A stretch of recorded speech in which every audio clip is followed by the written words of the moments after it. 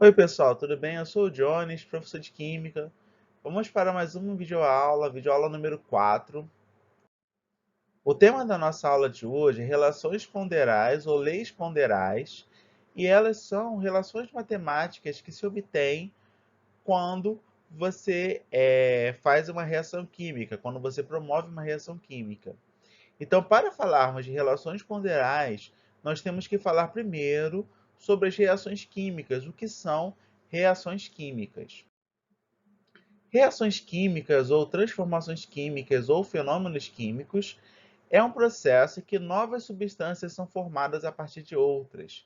Então, se tem a formação de novas substâncias, está acontecendo uma reação química. Por exemplo, o fogo, as reações de combustão em geral, a efervescência, quando você coloca um comprimido de antiácido ou de vitamina C, por exemplo, num copo d'água e produz gás, ali, gás carbônico, é uma efervescência, é reação química.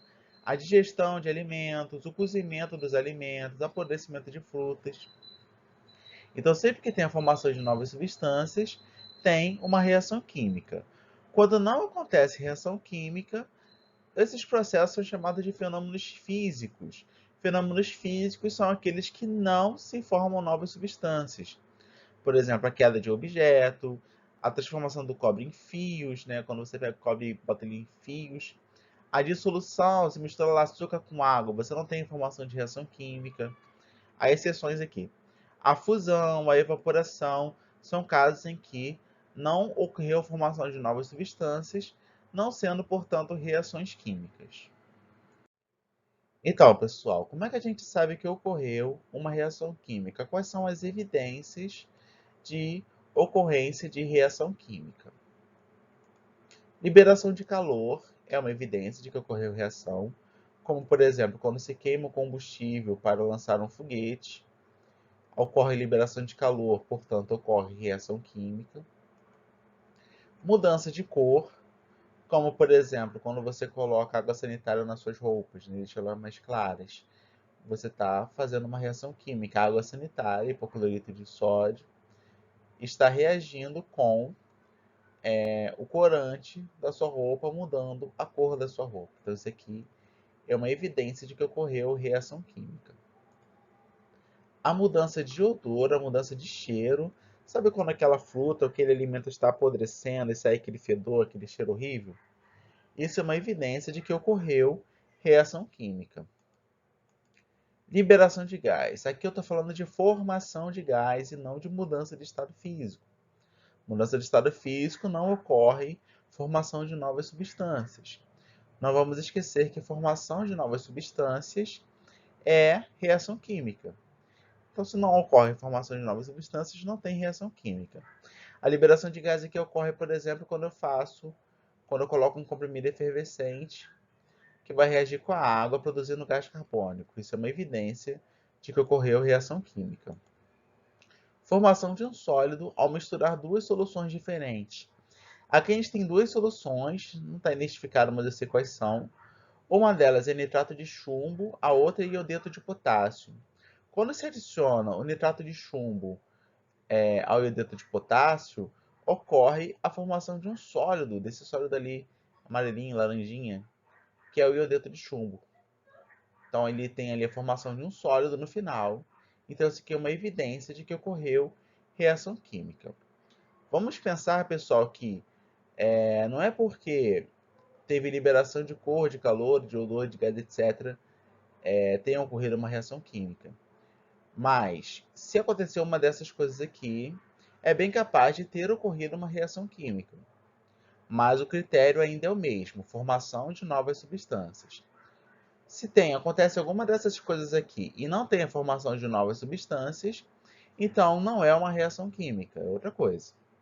Por exemplo, quando o fio se aquece porque está passando eletricidade nesse fio, está tendo liberação de calor, né? O fio está se aquecendo, mas não está acontecendo formação de novas substâncias. Então, isso aqui é um indício que mostra para a gente se ocorreu reação ou não. Tá certo, pessoal? Então, vamos ver aqui essa questão proposta. É uma questão de vestibular da UFU em Minas Gerais. A questão diz o seguinte: a química está presente no nosso cotidiano sobre as mais variadas maneiras. Ela está presente nos medicamentos, nos processamentos e conservação de alimentos, no preparo de uma refeição, nos fertilizantes agrícolas, etc. Aquilo que a gente viu na aula passada, retrasado. A alternativa que apresenta o fenômeno químico é: letra A, fusão da banha. Fusão é uma mudança de estado físico, gente. Então não tem a formação de novas substâncias. Então isso aqui não é essa opção. A fragmentação de uma pedra de cloreto de sódio. Você está só quebrando a pedra, né? Você não está fazendo uma reação química, não tem formação de novas substâncias. Dissolução de açúcar em água. Aqui também não tem formação de novas substâncias. Você tem o açúcar só dissolvido na água. A gente vai estudar isso melhor em breve. A queima de um cigarro. Queima, né? Queima aqui é uma reação química, porque você tem a formação de novas substâncias. No caso, você tem lá a formação do gás carbônico e da água pela queima. Então, essa aqui é a resposta correta. A última, evaporação da gasolina. Não pode ser, evaporação é fenômeno físico, gente. Então, a resposta correta é a letra D. Certo, pessoal? As reações químicas, pessoal, elas podem ser divididas em duas partes, né? A parte dos reagentes e a parte dos produtos. As substâncias inicialmente presentes no sistema e que se transformam em outras devido à ocorrência de uma reação química são os reagentes. E as novas substâncias são os produtos. Então, reagentes são aquilo que se tem antes da ocorrência de reação química. E produtos é aquilo que você tem depois da reação química. Por exemplo, etanol mais oxigênio virando gás carbônico e água. Então, etanol e oxigênio são os reagentes. Eles, eles existem antes da queima, antes da ocorrência de uma reação de combustão. E no final você obtém gás carbônico e água, ou seja, são os produtos. São as novas substâncias formadas após a queima do etanol com oxigênio. Então a gente representa dessa forma em equação. A gente põe os reagentes antes da seta e os produtos a gente põe depois da seta. Em palavras seria como? Os reagentes etanol e oxigênio reagem para formar os produtos gás carbônico e água. Então, reagentes antes, produtos depois. Certo, pessoal? Não confunde, não. Não mato vocês. Então, gente, na primeira parte da nossa aula, nós falamos dos aspectos qualitativos das reações químicas. Agora, nessa segunda parte, a gente vai falar dos aspectos quantitativos, ou seja, a gente vai falar das leis ponderais ou das relações ponderais. Ponderal, gente, quer dizer que pode ser medido numa balança. Então, as leis ponderais são as leis que envolvem a massa de reagentes e produtos nas reações químicas. A primeira que a gente vai estudar é a lei de Lavoisier, a lei da conservação da massa, que diz que quando uma reação química é realizada num recipiente fechado, a massa dos produtos é igual à massa dos reagentes. Então, essa lei, né, desenvolvida pelo Lavoisier e pela MRN, ela teve vários experimentos, mas esse aqui foi bem definitivo. A gente tem aqui uma retorta, que é essa vidraria aqui que tem esse aspecto meio curvo, né, meio torto, por isso chama retorta. Essa retorta contém mercúrio metálico ali dentro dela. Então esse mercúrio metálico ali, aqui dentro da retorta.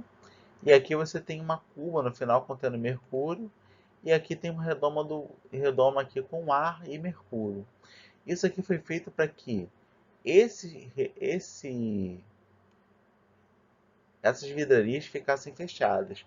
Então Lavoisier eles desenvolveram um sistema fechado.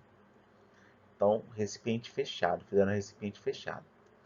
Ao aquecer o mercúrio metálico contendo aqui dentro, ele reagiu com o oxigênio do ar que estava aqui, né? Aqui dentro, e reagindo o oxigênio do ar com o mercúrio metálico, formou o óxido de mercúrio 2. Quando se mede a massa antes e depois, né, desse esquema todo aqui que está selecionado aqui do lado, a massa permanece inalterada. Ou seja, não tem criação de massa nem perda de massa. Né? Porque quando você, por exemplo, taca fogo num pedaço de papel, em cima de uma balança, a massa daquele pedaço de papel vai diminuir. E quando você taca fogo, sei lá, por exemplo, num pedaço de bombril, onde você promove uma oxidação rápida, né, do ferro, a gente está tendo ali um ganho de massa, a massa aumenta. E era muito difícil explicar isso na época do Lavoisier. Porém, quando ele trouxe a lei da conservação da massa, ficou muito fácil de explicar. Quando você queima um pedaço de papel, o papel ele se transforma em outras substâncias gasosas que vão para o ar. Então, aquela massa ali das cinzas vai ser menor do que a massa do papel. E quando você esquenta, por exemplo, um pedaço de bombril ou oxida algum metal, oxidar é aquele processo de enferrujamento, tá? A gente vai explicar isso para vocês em breve. Então, quando você oxida o metal, a massa aumenta, porque o oxigênio do ar, né, se junta com o metal, aumentando, né, formando um produto de massa maior. Então, a lei de Lavoisier, a lei de conservação da massa, ela foi bem revolucionária na história da química, porque ela trouxe esses aspectos quantitativos para a química, gente. Então, vamos pegar aqui um outro exemplo. Vamos supor que eu pego água, por exemplo, pego 18 gramas de água, que é o reagente, e faço a decomposição da água em hidrogênio em oxigênio. Ok? Vamos fazer essa decomposição. Vamos lembrar aqui da aula passada? Se eu consigo fazer a decomposição da água, ela é uma substância simples ou composta? Composta. Não é possível fazer a decomposição do hidrogênio nem do oxigênio. Então, essas duas substâncias aqui, tanto o hidrogênio quanto o oxigênio, são substâncias simples. Então, uma substância composta tornando substância simples. Então, a gente está fazendo aqui a decomposição da água, certo, pessoal? Vamos ver se a lei de Lavoisier se aplica aqui nessa reação. Inicialmente, nós tínhamos quantos gramas? Tínhamos 18 gramas inicialmente. Antes de ocorrer a reação, o sistema ali pesava 18 gramas. Após a ocorrência da reação, a gente teve aqui a formação de 2 gramas de hidrogênio e 16 gramas de oxigênio. Vamos somar as massas. Quanto é que é 2 mais 16? É 18. Então, a gente tem aqui a massa dos produtos igual à massa dos reagentes. Essa é a lei de Lavoisier. A massa ela permanece inalterada numa reação química.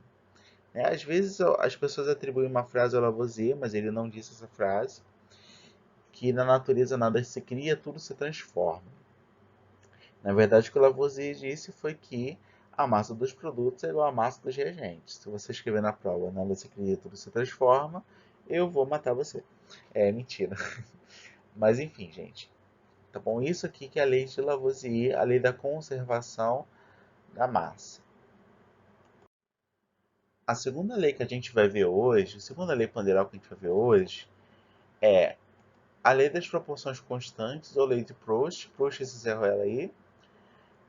A lei de Proust diz o seguinte: cada substância composta, seja obtida de fontes naturais ou produzida em laboratório, sempre é formada pelos mesmos elementos químicos numa mesma proporção em massa. Ou seja, as reações químicas, elas obedecem sempre uma mesma proporção. Isso aqui é uma extensão da lei de Proust, né, que ele falava só sobre a decomposição de substâncias compostas. Mas a gente pode ampliar isso aqui para outras reações químicas, gente. Então, sempre vai ser formada pelos mesmos elementos químicos na mesma proporção. Então, toda reação química, ela segue uma proporção. Vocês lembram da matéria de razão e proporção lá do 7º ano? Então, é bom lembrar dela, porque a gente vai usar ela agora. Vamos olhar aqui esse quadro que é a decomposição da água em hidrogênio e oxigênio. A gente viu no slide anterior isso aqui, né? Que 18 gramas de água ela é decomposta em 2 gramas de hidrogênio e 16 gramas de oxigênio. E se por acaso a gente utilizasse metade da massa de água, por exemplo, 9 gramas, quanto que a gente formaria de produtos? A gente formaria a metade dos produtos. Formaria 1 grama de hidrogênio e 8 gramas de oxigênio. Então, repara que se eu diminuo os reagentes à metade, eu também vou diminuir os produtos à metade. E se eu multiplicar os reagentes por um valor, eu vou multiplicar os produtos também, eu vou obter os produtos, né, na mesma proporção. Ou seja, se eu dobro a quantidade de reagentes, se eu sair de 9 para 18, eu vou dobrar a quantidade de produtos. Eu vou sair de 1 para 2, eu vou sair de 8 para 16. Então, dobrar os reagentes significa dobrar a quantidade de produtos. Dobrar a quantidade de reagentes significa dobrar a quantidade de produtos. E se eu triplicar, que é o terceiro caso aqui? Se eu multiplicar aqui 9 por 3, eu vou ter 27 gramas de água. Elas vão multiplicar por 3, vou produzir 3 gramas de hidrogênio e 8 vezes 3, 24 gramas de oxigênio. Então, sempre tem as mesmas proporções uma reação química. Não só desse jeito aqui de experimento para o outro, mas também a proporção é com relação aos reagentes e produtos. Então, se eu pegar, por exemplo, dividir 9 gramas de água por 1 grama de hidrogênio, eu vou obter que valor? 9. 9 dividido por 1 é 9. E se eu pegar 100 gramas e dividir por 11,11, quanto vocês acham que vai dar? Isso mesmo, vai dar 9. Ou seja, as proporções elas também se aplicam de reagente para produto. Então, assim, as proporções elas vão ser sempre as mesmas.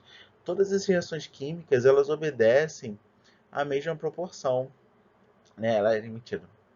Toda reação química ela segue uma proporção única para ela. Sempre vai ser daquele jeito. Sempre você vai ter a mesma proporção de reagentes e produtos. Tá certo, pessoal? É isso que é a lei das proporções constantes ou lei de Proust.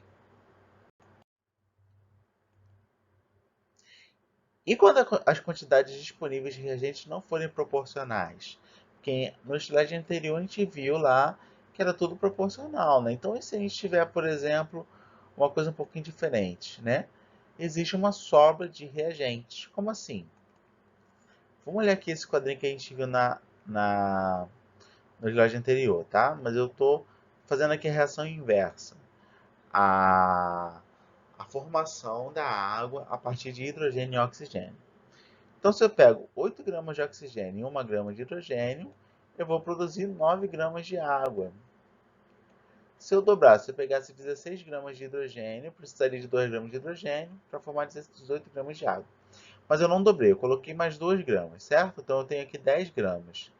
10 gramas de oxigênio para 1 grama de hidrogênio. O que vai acontecer? Só vão reagir 8 gramas de oxigênio e vão sobrar aqui 2 gramas de oxigênio. Então, eu vou reagir 8 gramas de oxigênio com essa 1 grama de hidrogênio aqui e vou obter 9 gramas de água. Então, só vão reagir 8 gramas de oxigênio se eu colocar aqui 10. Então, não importa se eu colocar reagentes a mais, a proporção vai permanecer a mesma, porque vai existir sobra de reagentes. Se eu fizesse o contrário, se eu colocasse a mesma quantidade de oxigênio, né, daqui para cá, eu coloco a mesma quantidade de oxigênio, 8 gramas, mas daqui para cá eu coloco mais hidrogênio, eu coloco 2 gramas de hidrogênio.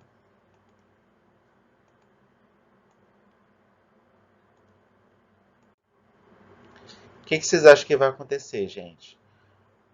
Novamente, só vai reagir 1 grama de hidrogênio, só vai reagir 1 grama de hidrogênio com as 8 gramas de oxigênio, produzindo 9 gramas de água e sobrando 1 grama de hidrogênio. Então não importa se eu coloco mais produto, eu vou ter a mesma quantidade de reagente porque a proporção é fixa. Agora vamos fazer daqui para cá. né? Eita! Fazer isso aqui é muito difícil com o mouse, gente. Vamos fazer daqui para cá. 8 para 20, né? E aqui eu dobrei também, 1 para 2. A gente vai olhar aqui. Eu dobrei a quantidade de reagente de hidrogênio. Então eu também vou dobrar a quantidade de oxigênio, né? Só que aqui está botando mais. Qual o dobro de 8? 16. Então, botando aqui desse jeito, 16 gramas de oxigênio, né? 16 gramas de oxigênio vão reagir com 2 gramas de hidrogênio, gerando 18 gramas de água e sobrando 4 gramas de oxigênio. Ou seja, eu tenho aqui oxigênio a mais. Para consumir essas 2 gramas de hidrogênio, eu precisaria do dobro da quantidade de oxigênio, ou seja, eu precisaria de 16 gramas de oxigênio. Mas eu tenho aqui 20 gramas de oxigênio. Portanto, teve uma sobra aí de 4 gramas de oxigênio. Eu vou voltar a falar de reagente sem excesso ainda nessa aula. Como é que você explica as leis ponderais? Pessoal, existiu a teoria atômica, que a gente vai falar dela em mais detalhes mais para frente, tá? A teoria atômica, ela diz que tudo no universo é formado por pequenas partículas chamadas átomos. A teoria atômica, ela foi proposta cientificamente pelo John Dalton, no ano de 1803, e aí, após vários estudos, ele aperfeiçoou a teoria e publicou um livro em 1908, falando sobre essa teoria atômica. Então, por isso que ela tem duas datas. A teoria de Dalton, né, tem alguns pontos muito importantes sobre elas, que elas podem nos ajudar a entender por que as leis ponderais são um fato científico. O que diz a teoria de Dalton? Que todas as substâncias são formadas por átomos, pequenas partículas, certo? Os átomos de mesmo elemento químico são iguais em todas as suas características. Por exemplo, tamanho e massa. Então, se eu tenho o elemento hidrogênio, todos os átomos de hidrogênio vão ter as mesmas características. Eles vão ser átomos idênticos. Os átomos de diferentes elementos químicos são diferentes entre si. Então, se eu tenho um átomo de hidrogênio e um átomo de oxigênio, eles vão ser completamente diferentes um do outro. Então, se eu tenho um átomo, por exemplo, com certas características de um elemento, o outro também vai ter essas mesmas características. E, por fim, as substâncias simples são formadas por átomos de um mesmo elemento químico. Então, se eu tenho, por exemplo, dois átomos de hidrogênio ou mais átomos de hidrogênio, eu vou formar uma substância simples, como a gente viu lá na aula passada. Outras coisas que a teoria atômica diz são as seguintes. As substâncias compostas, também chamadas de compostos, né, são formadas por átomos de dois ou mais elementos químicos diferentes, como a gente viu também na aula passada, que se combinam sempre numa mesma proporção. Então, uma substância composta, ela vai ter sempre a mesma composição, porque os átomos que compõem aquela substância, eles estão ligados sempre na mesma proporção. Átomos não são criados nem destruídos, são esferas rígidas e indivisíveis. Então não tem criação ou destruição de átomos. Nas reações químicas, os átomos se recombinam. Então, ou seja, por que a massa não se altera? Porque, na verdade, os átomos que compõem substâncias apenas estão se reorganizando. Eles não estão sendo criados nem destruídos. Eles estão se reorganizando. E essa reorganização é que cria as novas substâncias. Assim, vamos supor que eu tenho um átomo de carbono, certo? E um átomo de oxigênio. Se eles se combinarem um ao outro, você pode formar o monóxido de carbono. Então, um átomo de carbono mais um átomo de oxigênio produzindo um monóxido de carbono. Então, vamos supor, vamos exagerar aqui. Se um conjunto de átomos de carbono pesa 3 gramas e um conjunto de átomos de oxigênio pesa 4 gramas, e eles se recombinam, eles vão obter lá 7 gramas de monóxido de carbono. Ou seja, a massa antes é igual à massa depois, porque os átomos de carbono e oxigênio apenas estão se combinando, eles estão se juntando para formar o monóxido de carbono. E se eu pegasse, ao invés de um átomo de carbono, eu pegasse um átomo de oxigênio e pegasse 2 átomos de oxigênio? Ou seja, 8 gramas de oxigênio. Então, 3 gramas de carbono se combinariam com 8 gramas de oxigênio, produzindo o dióxido de carbono. Qual a diferença entre o monóxido de carbono e o dióxido de carbono? É a proporção dos elementos que formam essas moléculas, essas substâncias. No monóxido de carbono eu só tenho um carbono e um oxigênio. No dióxido de carbono eu tenho um carbono e 2 oxigênios. Então, o que diferencia uma substância da outra é a quantidade de átomos que estão presentes naquela substância, ou é a forma como os átomos estão organizados. Vocês vão ver isso melhor em química orgânica. Então, a teoria atômica ela consegue explicar as leis ponderais. E sobre as proporções definidas? Se eu tenho aqui um conjunto de átomos pesando 3 gramas, vamos supor que 100 átomos de carbono pesem 3 gramas, é muito mais que isso. Mas vamos supor que 100 gramas de átomos de 100 átomos de carbono pesem 3 gramas e 100 átomos de oxigênio pesem 4 gramas.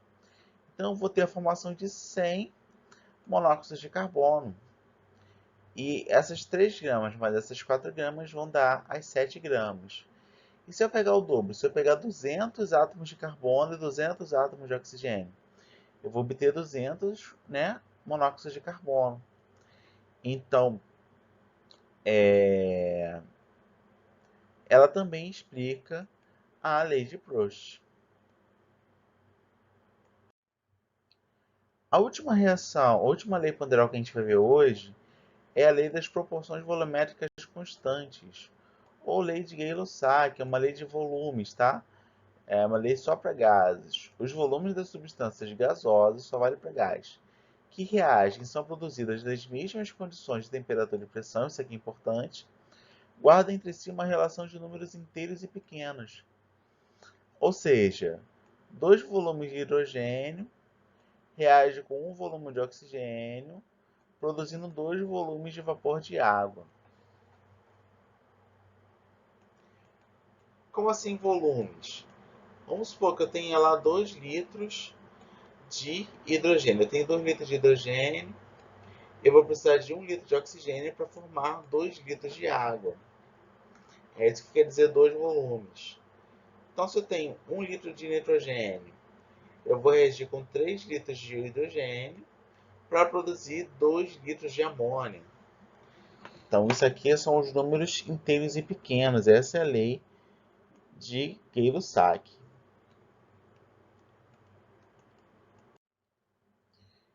Quando você coloca quantidades além das proporcionais, existe excesso de algum reagente. Então, vamos olhar aqui. 10 litros de hidrogênio reage com 5 litros de oxigênio, produzindo 10 litros de água sem excesso de reagentes. Mas se eu pego 10 litros de hidrogênio e 8 litros de oxigênio, 8 litros, né, a gente pode ver como sendo 5 litros mais 3 litros. Então, 8 litros de oxigênio e 10 litros de hidrogênio, eu vou produzir 10 litros de água e vai sobrar 3 litros de oxigênio. Por que sobra 3 litros? Porque esses 3 litros aqui sobraram. Se 10 litros de hidrogênio reage com 5 litros de oxigênio, e aqui eu tenho 8 litros, o que vai acontecer? Esses 5 litros aqui vão reagir, e esses 3 litros aqui eles vão sobrar e vão ficar aqui no final.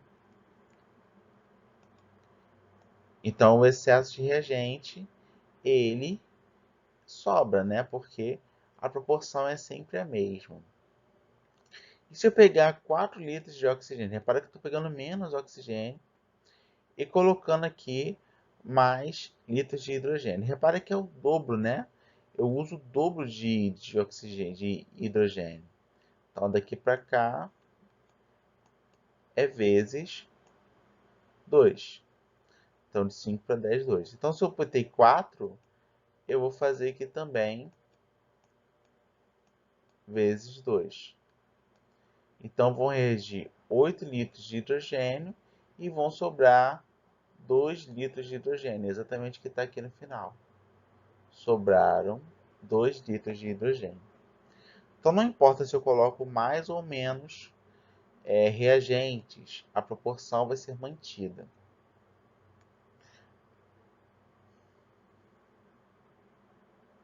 Outra coisa aqui. 5 para 10 vezes 2. 4 para 8 vezes 2. As proporções são mantidas. A diferença da lei de Gay-Lussac para a lei de Proust é que a lei de Proust é massa e a lei de Gay-Lussac é volume, litro, mililitro, centímetro cúbico, etc. Então, vamos fazer esse exercício daqui, que forneça o valor de volume que substituiria corretamente as letras A, B, C, D e F no quadro a seguir, relacionadas à reação de síntese do gás cloreto de hidrogênio, feita em condições constantes de pressão e temperatura. Então, repara aqui que 7 litros de hidrogênio reage com 7 litros de cloro, formando 14 litros de cloreto de hidrogênio. Beleza? Então, a quantidade de hidrogênio e cloro é igual e a quantidade de cloro é o dobro, de cloreto de hidrogênio é o dobro da quantidade de cloro. Ou, em outras palavras, a quantidade de cloro é metade da quantidade de cloreto de hidrogênio. Tá certo, pessoal? Então, isso aqui a gente obtém dos primeiros dados. Agora, vamos ver os valores de A, B, C, D e F. Se no final eu tenho 15 litros e o cloro é metade do número de cloreto de hidrogênio, então eu vou ter 7,5 litros de cloro. Como A é igual a B, eu também vou ter 7,5 litros de A, de hidrogênio. Aqui no segundo caso eu tenho 3 litros de cloro para D litros e C litros de hidrogênio. D é o dobro da quantidade de cloro. Então aqui, se a gente tem 3, o D vai valer 6. E o C, como é igual, o hidrogênio é igual ao cloro, também vai ser 3. Aqui no fio eu tenho 2 de hidrogênio, não sei quanto de cloro, não sei quanto de cloreto de hidrogênio. Como a quantidade de cloro e hidrogênio vai ser igual, 2 litros de hidrogênio é igual a 2 litros de cloro. Você vai obter 2 litros de cloro. Como F é o dobro de hidrogênio e de cloro, então se hidrogênio é 2, o F aqui vai ser 4. Então a gente vai ter essa resposta. O A é igual ao B, que é 7,5, que é metade de 15. O C e o D o C vai ser 3, o D vai ser 6. E no D, o E e o F, o E vai ser 2 e o F vai ser 4, utilizando a lei de Gay-Lussac para determinar os volumes dos gases envolvidos numa reação química. Então, assim, essa lei ela é bem legal, mas ela teve uma contradição. Antigamente se dizia que volumes iguais de gases diferentes, nas mesmas condições de pressão e temperatura, contêm o mesmo número de átomos. Então, ou seja, um átomo de nitrogênio reagiria com um átomo de oxigênio, produzindo um átomo de monóxido de nitrogênio. Então, a lei ponderal seria como? 1 litro disso aqui reagiria com 1 litro disso aqui, produzindo 1 litro disso aqui, porque é 1 para 1 para 1, não é? Mas não é isso que acontece. Eu pego 1 litro de nitrogênio e 1 litro de oxigênio, eu obtenho 2 litros de monóxido de nitrogênio e não 1, conforme previsto pela lei. Então, como é que você explica isso? Uma forma interessante de explicar foi o Avogadro que propôs, o de dias de moléculas são fato também, que é o seguinte: a molécula, na verdade, é um conjunto de átomos. Então, aqui eu tenho uma molécula integral de gás nitrogênio que tem 2 átomos de nitrogênio. Então, o nitrogênio, ao invés de ser visto como sendo uma substância que só tem um átomo, ele foi visto como uma substância contendo 2 átomos. Então você vai ter ali o nitrogênio, na verdade, sendo formado por 2 átomos. O oxigênio é a mesma coisa, vai ser formado por 2 átomos. enquanto o monóxido de nitrogênio vai ter um átomo de nitrogênio e um átomo de oxigênio. Então, a ideia é a seguinte. A ideia é de que como cada átomo de nitrogênio e cada átomo de oxigênio vai se dividir em dois, eu vou ter ali, para cada uma molécula de nitrogênio e uma molécula de oxigênio, eu vou ter a formação de duas moléculas de monóxido de nitrogênio. Assim. Então, quando uma molécula de nitrogênio encontra uma molécula de oxigênio e elas reagem, eu vou ter divisão dessa molécula em dois átomos, né? Dois átomos de nitrogênio e dois átomos de oxigênio. Esses átomos vão se combinar aqui, certo? Combinou, combinou. Eu vou obter aqui, então, duas moléculas de monóxido de nitrogênio. Ou seja, um volume de nitrogênio reagiu com um volume de oxigênio, produzindo dois volumes de monóxido de nitrogênio. O que é molécula? Molécula é a menor partícula de uma substância capaz de existir isoladamente. Consequentemente, o átomo é a menor quantidade de um elemento químico encontrado nas moléculas de diferentes substâncias. Então, por exemplo, aqui o oxigênio. O oxigênio é formado por dois átomos de oxigênio. Os nomes são meio redundantes, mas é isso mesmo. A substância simples, o oxigênio, é formada por dois átomos de oxigênio.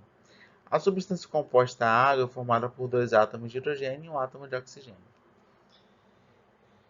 Então, a molécula é isso, é uma menor partícula de uma substância capaz de existir isoladamente. O que eu quero dizer com isso? Uma molécula de oxigênio é a substância oxigênio. Uma molécula de água é a substância água. Então, se eu tenho apenas uma molécula de uma substância, você pode chamar esse conjunto, né, de substância, daquela substância.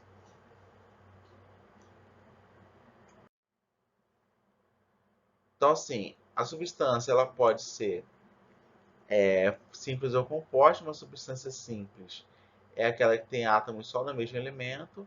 Uma substância composta é aquela que tem átomos de elementos diferentes. A gente viu isso na aula passada. E uma mistura você teria, né, moléculas completamente diferentes no mesmo ambiente, no mesmo sistema. A gente pode dizer o seguinte, que na verdade não é formado por meio de número de átomos, mas volumes iguais de gases diferentes nas mesmas condições de pressão e temperatura contêm o mesmo número de moléculas e não o mesmo número de átomos. Então essa que foi o ajuste, né, na lei de Avogadro para que ele explicasse, por exemplo, aquela exceção que a gente viu lá do monóxido de nitrogênio. Então, o último exercício aqui, gente. Classifica os sistemas ao lado em substância simples, substância composta, mistura de substâncias simples, mistura de substâncias compostas. Vamos lembrar que é substância simples, gente. São aquelas substâncias que contêm apenas átomos de um mesmo elemento. Então, qual desses aqui tem átomos do mesmo elemento? O sistema A e o sistema B. Porém, no sistema A, eu tenho aqui uma substância simples formada por três átomos de um elemento e outra substância simples formada por dois átomos do mesmo elemento. Isso aqui não se enquadra no número 1, mas se enquadra no número 3, mistura de substâncias simples. Então, o sistema A seria o número 3 e o sistema B seria o número 1. Substância composta é aquela formada por átomos de diferentes elementos. Então, quais sistemas aqui têm substâncias compostas? O C tem. Aqui, repara que eu tenho que. Essa daqui são diferentes já. O D tem também, tá aqui, ó. Só que tanto C quanto D são misturas de substâncias. Mas não é isso que eu quero uma substância composta, eu quero uma coisa isolada. Então, olha só para esse aqui, ó. Tem lá dois átomos, quatro átomos brancos e dois átomos pretos. Então, isso aqui a gente tem aqui uma substância composta. Mistura de substâncias compostas é o sistema C. Repara aqui que tem ali lá os substâncias compostas diferentes. Mistura de substâncias simples e compostas sistema D. A gente tem substâncias compostas aqui e substâncias simples no mesmo sistema, então isso aqui é uma mistura de substâncias simples e compostas. Então, pessoal, é isso que eu queria falar para vocês hoje, tá bom? A gente se vê na próxima aula. Agora vocês têm aí matéria para fazer exercício, tá, gente? Então não deixe de ir lá no Drive não, pegar a lista de exercícios para fazer. Eu vou deixar o link aqui de novo na descrição. E estudem, pessoal, estudem, mantenham a mente ocupada, porque manter a mente ocupada é o melhor remédio aí para você se manter saudável. Então é isso, pessoal. Até a próxima. Tchau, tchau.